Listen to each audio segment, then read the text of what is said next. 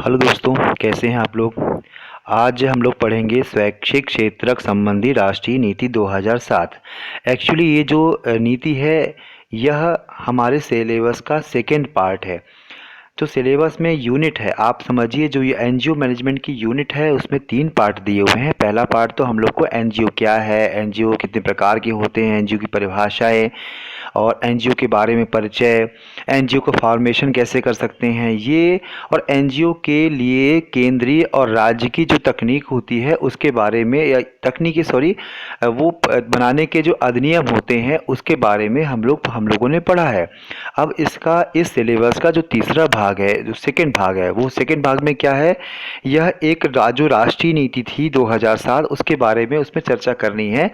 वो पूरे विषय में हम लोग को एक एक पॉइंट को समझेंगे। और तीसरे भाग में क्या है, वित्तीय सोर्सेस, मतलब यदि कोई एनजीओ बना लेता है या एनजीओ बहुत सारी हैं तो उनको कहाँ कहाँ से कैसे कैसे फंड मिलता है, फंड मिलने के तरीके क्या हैं, ये सब चीज़ें हम लोग उसमें पढ़ने की कोशिश करेंगे। तो आज हम लोग पढ़ेंगे स्वैच्छिक क्षेत्रक संबंधी राष्ट्रीय नीति 2007।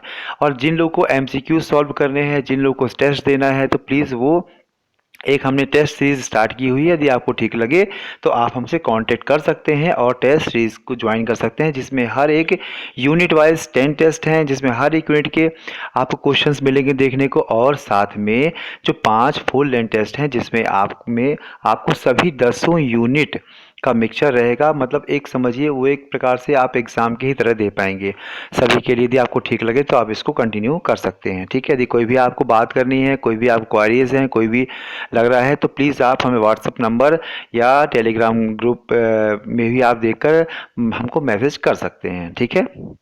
चलिए हम लोग स्टार्ट करते हैं। स्वैच्छिक क्षेत्रक संबंधी राष्ट्रीय नीति 2007, ये है क्या एक्चुअल। यदि इसकी बात करें तो ये क्या है, यह नीति स्वतंत्र, सजग और प्रभावी स्वैच्छिक संगठन को इसके रूप में और कार्य में विविधता सहित बढ़ावा देने, समर्थ बनाने और सशक्त बनाने की प्रतिबद्धता है। मतलब इस नीति का मुख्य कार्य क्या है, जितने भी स्वैच्छिक संगठन हैं उन स्वैच्छिक संगठनों को क्या करना है, बेहतर करना, उनको सुदृढ़ करना, उनको तरह तरह की वित्तीय और बाकी सहायता प्रदान करने के लिए प्रयास करना, और जिससे क्या होगा, जो भारत के लोगों के सामाजिक, सांस्कृतिक और आर्थिक प्रगति में योगदान कर सके। क्योंकि देखिए, आपने पहले शुरू में बताया है आपको, जो भी एनजीओज होती हैं वो एनजीओज क्या है, एक प्रकार से सरकार का ही कार्य करती हैं, लेकिन वो सरकार का हिस्सा प्रत्यक्ष रूप से न होकर अप्रत्यक्ष रूप से होती हैं, और यह किसी प्रकार की लाभकारी नहीं होती। आपने सुना हुआ है, हम एनजीओ बना लेंगे, एनजीओ वालों को बहुत फ़ायदा होता है। एक्चुअली आप समझिए, एनजीओ में कोई भी ऐसा प्रावधान नहीं है जिसमें आप यह गवर्नमेंट को लीगल रूप से दिखा सके कि हमने इस संस्था में फ़ायदा कमाया है। तो आप समझिए, यह एक पूरी तरह से स्वैच्छिक संस्था है। इसमें आप जितना भी, आपको यदि किसी भी योजना के तहत कोई भी कार्य में यदि प्रॉफिट मिलता है तो वो प्रॉफिट आप संस्था कमाने और संस्था के विकास में ही खर्च करेंगे, उसको व्यक्तिगत रूप से आप उसको नहीं कर सकते हैं, ठीक है। तो इसका जो ये नीति है, ये नीति बनाई ही इसीलिए गई थी कि जो स्वैच्छिक संस्थाएं हैं, एनजीओ है, उनको बढ़ावा दिया जा सके। देखो प्रस्तावना है, इस प्रस्तावना में समझ गए क्या है, इनका मेन क्या है, उनको सशक्त बनाने के लिए प्रतिबद्ध है ये। सेकेंड, इसमें आगे बढ़े थोड़ा सा, तो इसमें स्वैच्छिक क्षेत्रक ने जागरूक बनाने, सामाजिक जुटाव, सेवा डिलीवरी, प्रशिक्षण, अनुसंधान और समर्थन जैसे साधनों के माध्यम से गरीब, वंचन, भेदभाव और बहिष्कार के जो और बहुत सारे जो हल हैं उसको तलाश करने में ये बहुत महत्वपूर्ण योगदान देते हैं। ये हो गया पहला। प्रस्तावना में केवल उसके बारे में बताया गया है, प्रस्तावना की यह नीति है क्या, नीति का मुख्य कार्य क्या है, किस पे ध्यान देती है, और क्या क्या इस नीति के आधार पर आगे प्रावधान सरकार करती है, ठीक है।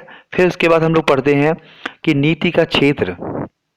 एक्चुअली जो स्वैच्छिक नीति 2007 है, यह नैतिक, सांस्कृतिक, सामाजिक, आर्थिक, राजनैतिक, धार्मिक, आध्यात्मिक, ये बहुत, और वैज्ञानिक, इन सभी तरह के जो विचार हैं, बहुत सारे आधार हैं, इन सभी सार्वजनिक सेवाओं में क्या करती है, अब संगठन को अभिप्रेरित करती है कि आप काम करिए और हर प्रकार से वह सहयोग देगी। गैर सरकारी संगठन, धर्मार्थ संगठन, सहायता संगठन ऐसे संगठन जो नेटवर्क हैं अथवा ऐसे समूह जो व्यावसायिक सदस्यता वाले एसोसिएशन शामिल है। मतलब इसमें इसका क्षेत्र क्या है, समाज का हर एक क्षेत्र, हर एक विषय का, जैसे सामाजिक हो, राजनीतिक हो, धार्मिक हो, वैज्ञानिक हो, सभी तरह में यदि कोई काम करना चाहता है, कोई शैक्षिक संगठन है तो वह काम कर सकता है। अब जो इस नीति की तरह जो कवर किए जाते हैं बहुत सारे स्वैच्छिक संगठन, वो क्या हैं आप समझिए, वे निजी हैं, अर्थात वो क्या हो, निजी होने चाहिए, सरकार से अलग होने चाहिए। दूसरा, वो सृजित लाभ को अपने मालिकों अथवा निवेशकों को नहीं देते हैं। ध्यान दीजिए, बताया ना अभी आपको, जो निजी लाभ होते हैं, यदि लाभ पहुंचता है वो तो किसी प्रकार का, यदि कोई एनजीओ संचालक है तो वह अपने निजी लाभ के लिए किसी प्रकार का वह उपयोग नहीं कर सकते। वे स्वशासी हैं, अर्थात सरकार के नियंत्रण में नहीं है। मतलब उनका जो प्रशासन है, उनके उनमें नियुक्ति क्या किसकी होगी, कौन आएगा, कितनी सैलरी होगी, ये सब पूरा प्रशासन एक एनजीओ खुद कर सकता है।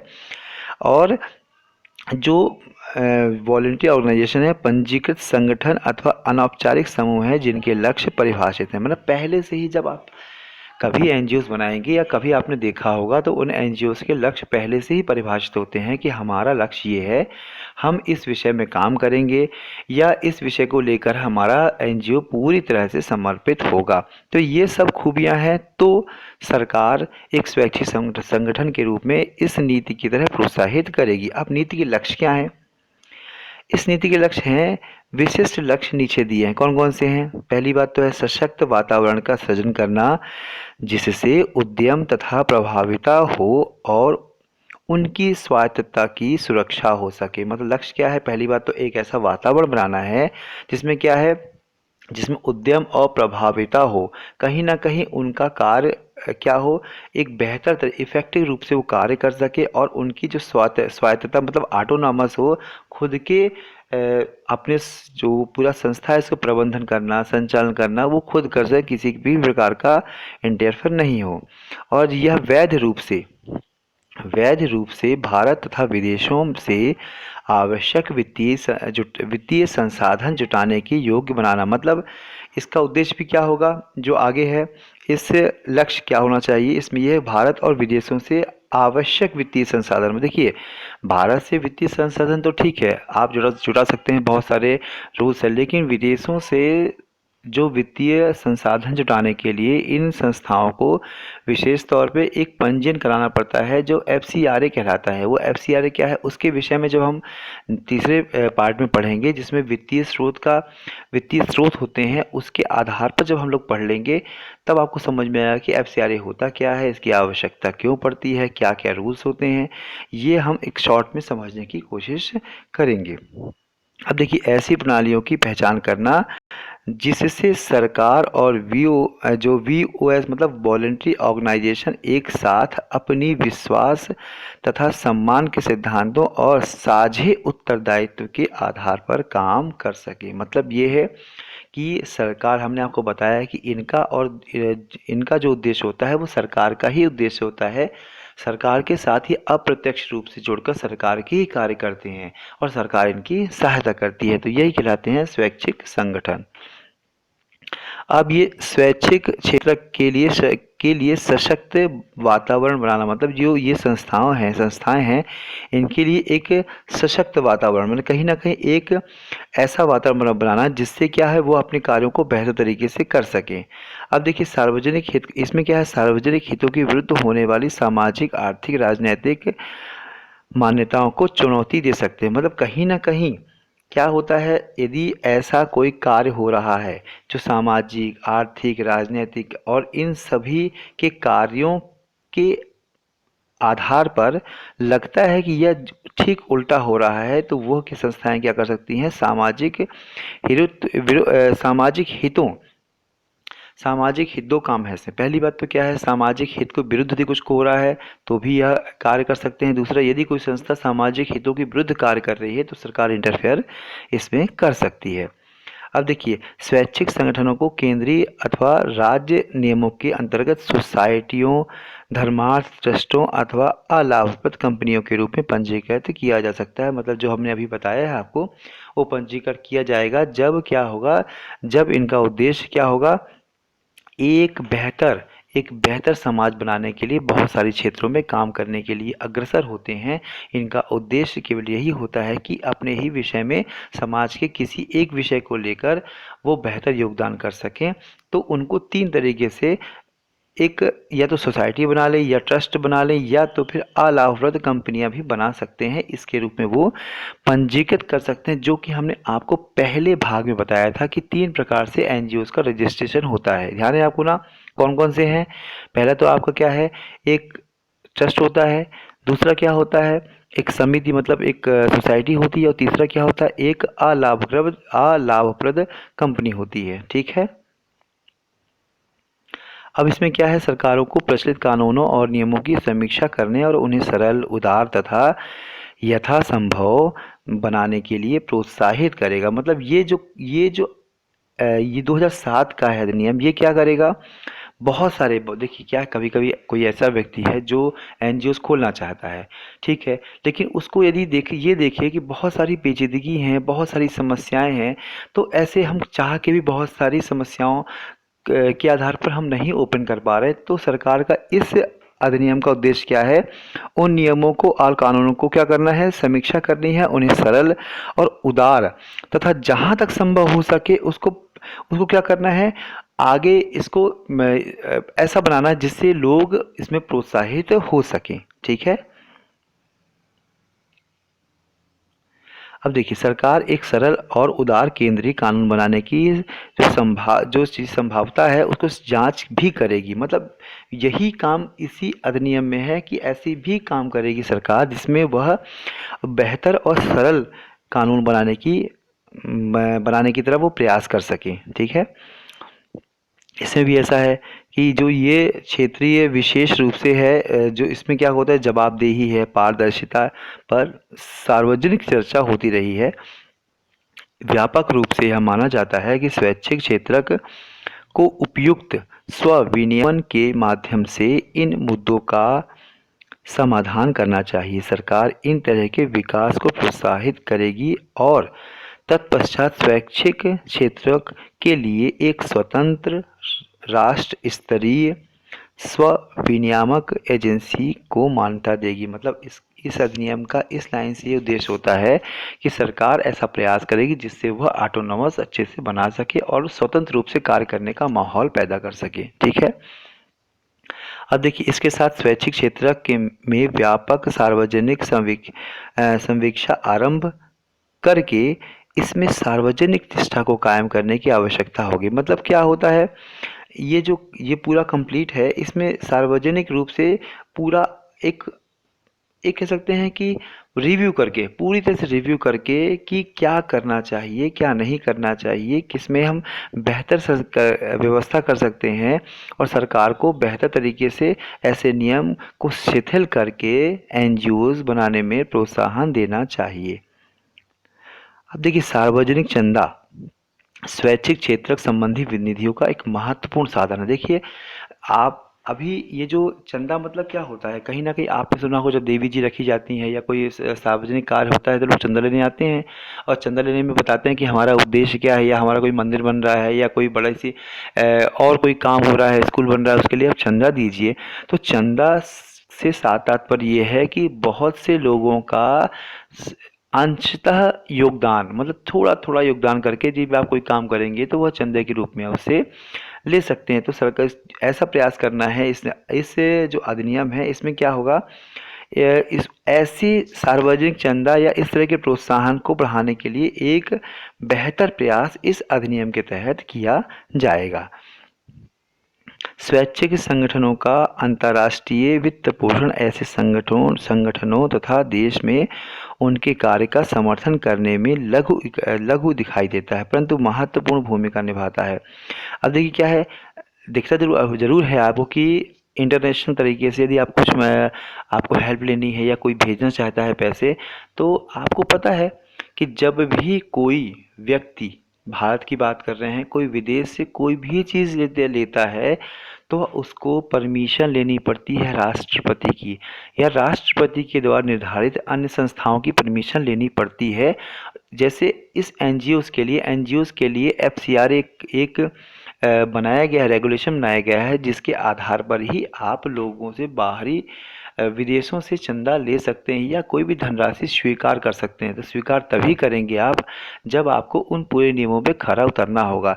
तो मतलब कहीं ना कहीं ऐसे नियमों को सरल बनाने की कोशिश भी करना, ये अधिनियम की बात है। ठीक है। केंद्र सरकार ने सामाजिक और आर्थिक महत्व की परियोजनाओं के लिए स्वैच्छिक संगठनों को प्रत्यक्ष रूप से सहायता देने के लिए द्विपक्षीय एजेंसियों हेतु दिशा निर्देश तैयार किए हैं। यह दोनों, देखिए एफसीआरए आ गया ना, एफसीआरए और आर्थिक कार्य विभाग द्वारा विनियमन के माध्यम से इस प्रकार की निधियों तक पहुंच का नियंत्रण करता है। मतलब ऐसी प्रयास सरकार करेगी, ऐसे प्रयास करेगी जिससे क्या होगा, इस तरह के जो अधिनियम होता है एफसीआरए और भी अन्य हैं उसको और बेहतर बनाएगी। जिससे क्या होगा, ये जो उनको चंदा लेने या बाहर से अंतर्राष्ट्रीय तरीके से लेने से यदि सहायता ले रहे हैं तो उनको आसानी हो सके। सरकार सभी संबद्ध केंद्रीय और राज्य सरकारी संस्थाओं को सेवा पूर्व और सेवा के अंदर स्वैच्छिक क्षेत्र के साथ सकारात्मक संबंधों पर प्रशिक्षण मापकों को शुरू करने हेतु प्रोत्साहित करेगी। देखिए आपने देखा होगा, इस लाइन का तात्पर्य ये है कि बहुत सारी संस्थाएं हैं, गवर्नमेंट है, जैसे नीति आयोग हो गया, महिला बाल विकास मंत्रालय हो गया, महिला आयोग हो गया। तो ये जो केंद्रीय और जो राज्य स्तरीय बहुत सारे विभाग हैं, मंत्रालय हैं, और तो उनको क्या करना है, उनको ऐसा प्रोत्साहन करना जिससे एनजीओज को प्रोत्साहन मिले और उनको किसी भी प्रकार की भागीदारी अपने साथ करवा सकें। और उस करवाने के लिए आपने देखा होगा, अक्सर जब आप कभी सेमिनार में शायद आपने कभी भाग लिया हो तो अक्सर लिखा रहता है कि इस संस्था का सेमिनार इस संस्था ने प्रायोजक किया या इस संस्था के साथ मिलकर काम कर रहे हैं। तो क्या होता है, इसमें बहुत सारे जो खर्च होते हैं बेसिक, क्योंकि देखिए एनजीओज तो क्या होता है, एक नॉन प्रॉफिटेबल इंस्टीट्यूट है, और इसमें यदि वह कोई कार्यक्रम करना चाहते हैं, कोई जागरूकता अभियान कराना चाहते हैं, मान लो यदि जो लड़कियां हैं उनसे उनके स्वास्थ्य के बारे में कोई जानकारी उनको देनी है, और उसके लिए क्या करेंगे, यदि कोई कार्यक्रम ऑर्गेनाइज करना चाहते हैं तो वह उसी विभाग से, जैसे महिला आयोग से संपर्क कर सकते हैं, महिला बाल विभाग आयोग से संपर्क कर सकते हैं। वहाँ पर उनके लिए अलग से एक फंड रहता है जिसमें वह एप्लीकेशन दे सकते हैं, अपना उद्देश्य लगा सकते हैं और साथ में कह सकते हैं कि हम इतने बच्चों को टारगेट करना चाहते हैं, उनको हम स्वास्थ्य संबंधी जानकारी देना चाहते हैं, इसके लिए आप हमें फंड दीजिए। तो वो जो भी उनके तरीके होते हैं जिससे वो फंड ले सकते हैं। तो उनका मतलब ये कि सभी जो सरकारें हैं, सरकार चाहे केंद्र की हो, राज्य की हो, सभी विभाग उस एनजीओ को क्या करें, फंड देने की प्रयास करें। विकास में साझेदारी स्वैच्छिक क्षेत्र की विकास प्रक्रिया में विशेषकर सामुदायिक भागीदारी के माध्यम से महत्वपूर्ण भूमिका अदा करती है। स्वैच्छिक संगठन प्रतिबद्ध कौशल, स्थानीय अवसरों और दबावों की एक समझ तथा शायद सर्वाधिक महत्वपूर्ण समुदायों विशेषकर जो अलाभान्वित है के साथ अर्थपूर्ण संवाद संचालित करने की क्षमता से निकाले गए वैकल्पिक प्रतिदर्श प्रस्तुत करते हैं। देखिए इसमें बहुत अच्छी बात कही है। ये जो इनका संस्थान है, ये संस्थान क्या है, इसमें ऐसे अलाभकारी जिसको लाभ बहुत सारी योजनाओं को नहीं मिल रहा है या बहुत सारी चीज़ों को लोगों को पता नहीं, आज भी आप पता है सरकार की बहुत सारी योजनाएं ऐसी हैं जिसके बारे में एक अनपढ़ को तो छोड़िए, एक पढ़े लिखे व्यक्ति को भी नहीं पता, और यदि पढ़ा उसको पता भी है तो बहुत अल्प जानकारी है। सिंपल सा कोई भी आप एक स्कीम उठा के देख लें, आपको अच्छे से जानकारी नहीं होगी। जैसे अभी आयुष्मान योजना है, इसके आयुष्मान योजना के बारे में हमें नहीं लगता कि आप लोग जितने भी ये वीडियो सुन रहे हैं उसमें से शायद ही 10% लोग होंगे जिन्हें पूरी जानकारी होगी, और उसमें से 50% या 60% लोग ऐसे होंगे जिन्होंने नाम सुन रखा होगा या शायद ज़्यादा नहीं सुन रखा होगा, हम ये मानते हैं, लेकिन डीपली उसके क्या फीचर्स हैं, कौन कौन एलिजिबल है, ये सब भी शायद ही कोई उस बात को समझ सका होगा। और यदि यही छोटी छोटी बातें सरकार कहती हैं कि इस एनजीओ के माध्यम से उनको हम समझाने की कोशिश करेंगे। सरकार और स्वैच्छिक संगठनों के मध्य साझेदारी का अर्थ साझे उद्देश्यों को चिन्हित करना और सहायक भूमिकाओं को परिभाषित करना है। मतलब साझेदारी से तात्पर्य यहाँ पर क्या है, सरकार और एनजीओ का उनका उद्देश्य ये है कि केवल हम जो कार्य करेंगे वो कार्य मिलकर करेंगे, जो भी उद्देश्य बनाएंगे वो मिलकर बनाएंगे, और आगे जो इम्प्लीमेंट करेंगे वो हम एक दूसरे की सहायता के। सरकार के पास संसाधन है लेकिन सरकार के पास हैंड नहीं है, तो इस एनजीओ से काम क्या है, एनजीओ के पास हैंड तो है लेकिन उसके पास संसाधन नहीं, तो आपस में मिलकर यह काम इन लोग कर सकते हैं। ठीक है, अब इसमें दीर्घकालिक सतत सामाजिक जुटाव महत्वपूर्ण है। वहाँ जटिल हस्तक्षेप को सुलझाने हेतु कार्यनीति सहयोग, मतलब बहुत सारी चीज़ें क्या है, एक भविष्य में, क्योंकि कोई भी परिवर्तन देखिए एक क्षणिक तो होता नहीं है। यदि बालिकाओं की शिक्षा की बात करें तो आप समझिए आज भी बालिकाओं की शिक्षा घर में लड़कों से ज़्यादा ध्यान दी जाती है, चाहे एक अनपढ़ हो, चाहे एक मध्य वर्गीय हो, चाहे उच्च वर्ग हो।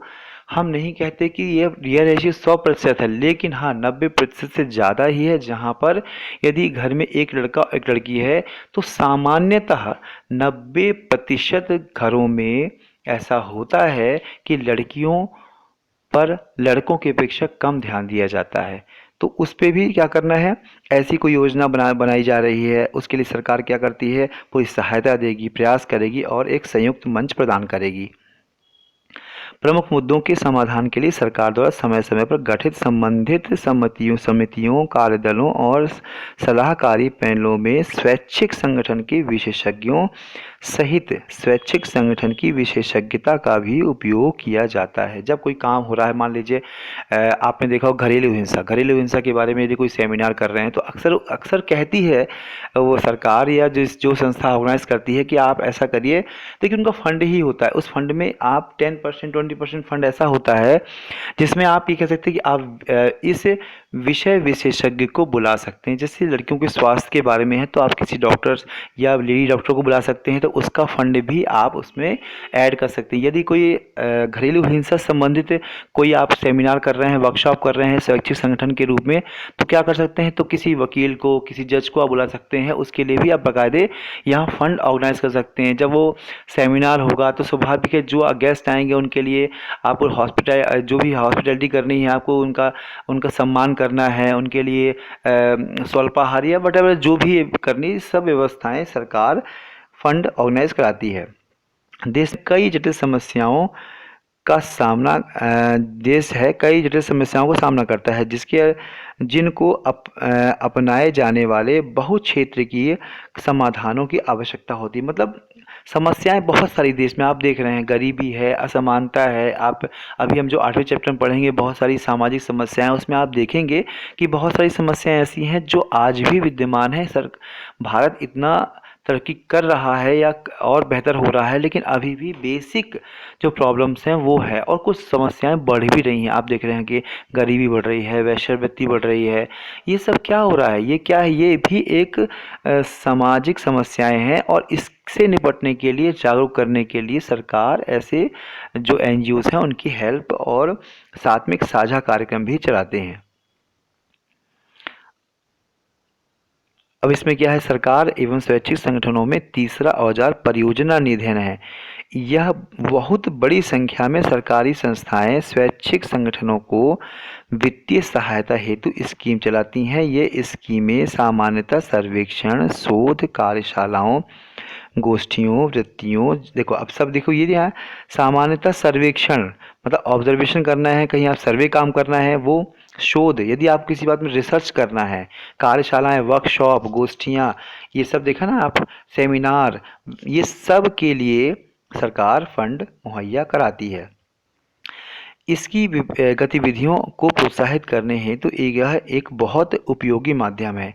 वे लघु एवं मध्यम स्वैच्छिक संगठनों की सहायता के बहुमूल्य माध्यम भी हैं, तो भी सहायता अनुदान स्कीमों की प्रभाविता के संबंध में सरोकार वैध है। मतलब ये जो ये भाषा आपको थोड़ा सा क्लिष्ट लग रही होगी, लेकिन सीधा सा आप समझे, मतलब इन इस लाइन का सीधा सा मतलब ये है कि जो ऐसी संस्थाएं हैं जो सरकार के साथ मिलकर काम करना चाहती हैं, चाहे वो मध्यम वर्गीय हो, लघु हो, यह क्या होगा, एक आपस में मिल के कार्य करें और इस कार्य के लिए सरकार प्रोत्साहन देगी। यही इस अधिनियम के भी उद्देश्य हैं।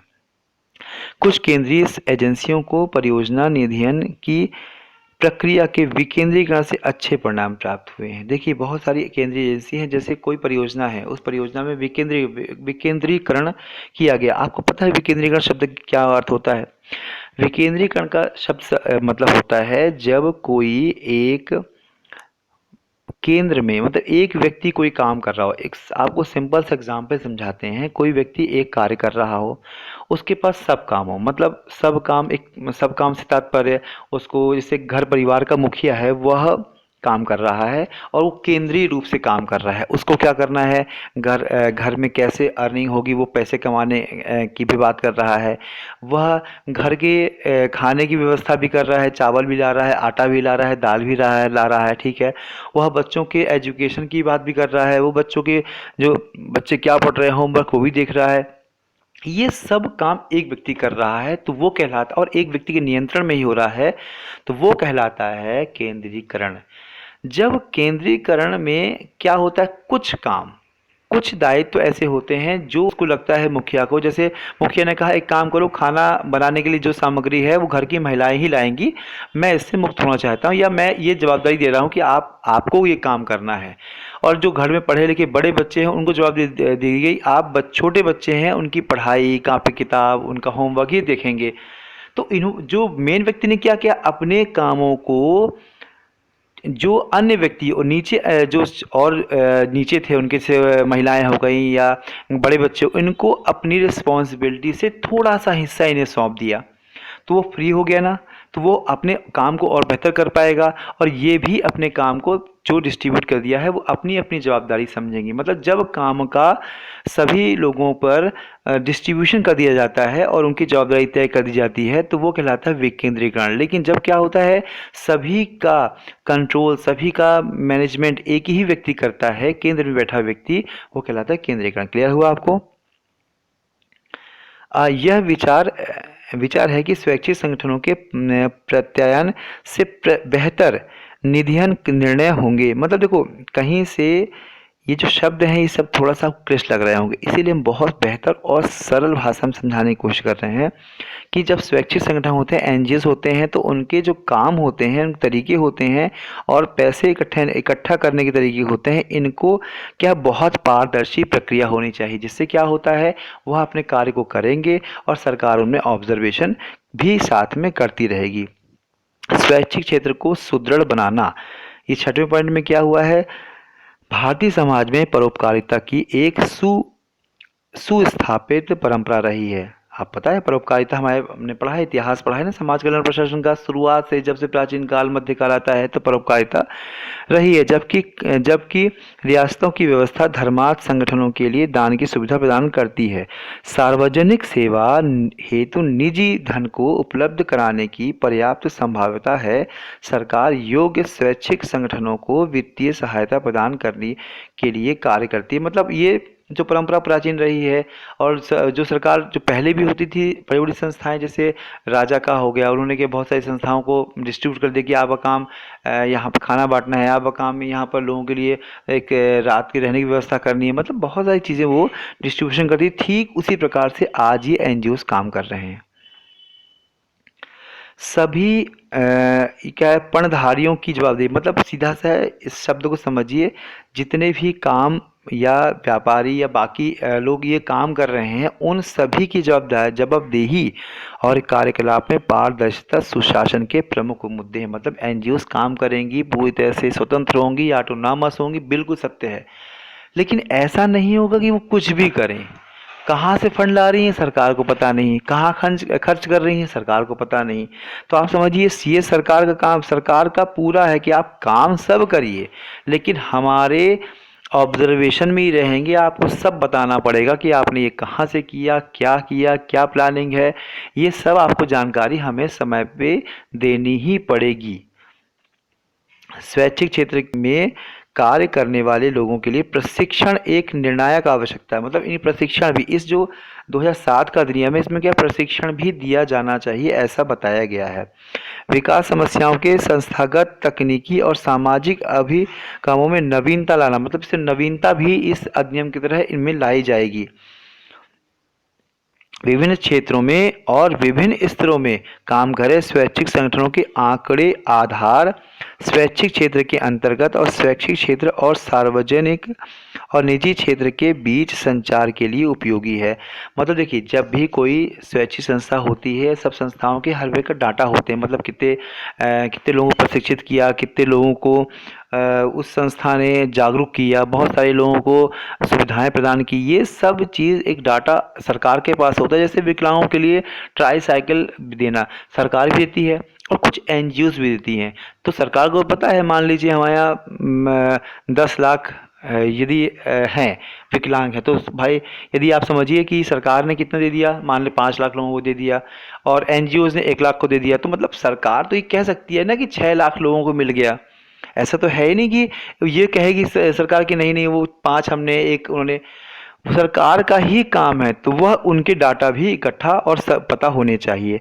सरकार परिवार कल्याण केंद्रों, प्राथमिक स्वास्थ्य केंद्रों, अस्पतालों और स्कूलों, व्यावसायिक प्रशिक्षण केंद्रों जैसे सार्वजनिक सेवाओं में स्वयं सेवकों की भागीदारी को प्रोत्साहित करेगी। आप समझिए कि यह सभी संस्थाएं सरकार के द्वारा कर्मचारी तो आते हैं, उस एनजीओ द्वारा कर्मचारी आते हैं, लेकिन तब भी कुछ ऐसी व्यवस्था करेगी जिससे वॉलेंटियर जो मतलब एक स्वयं सेवक आए वहाँ काम करें। मतलब स्वयं सेवक का सीधा सा तात्पर्य है कि अपने मन से आए, अपनी इच्छा से आए, उन्हें किसी प्रकार का ना कोई मानदेय होगा ना कुछ होगा, जिससे वह अपनी सेवा देंगे तो सरकार का और उस एनजीओ का काम बेहतर हो सकेगा।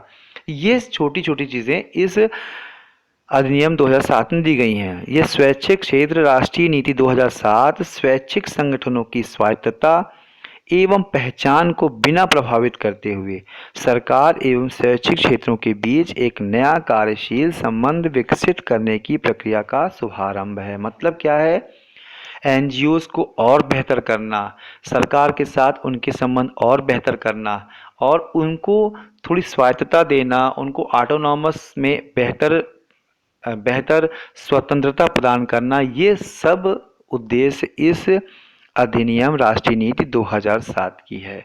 और जो नीति है, यह इसी नीति का ही उद्देश्य जो हमने पढ़ा है वही है। एक्चुअली बहुत ज़्यादा इसमें क्वेश्चन बनने की संभावना नहीं है, लेकिन तब भी हम लोगों ने एक बार रीडिंग कर ली है और इससे ये होगा कि हम लोगों ने इसको पढ़ लिया है। आपको पता तो हो जाएगा कि इससे क्या क्या दिया है, क्या क्या जानकारी है, तो आपको एक जानकारी होनी चाहिए।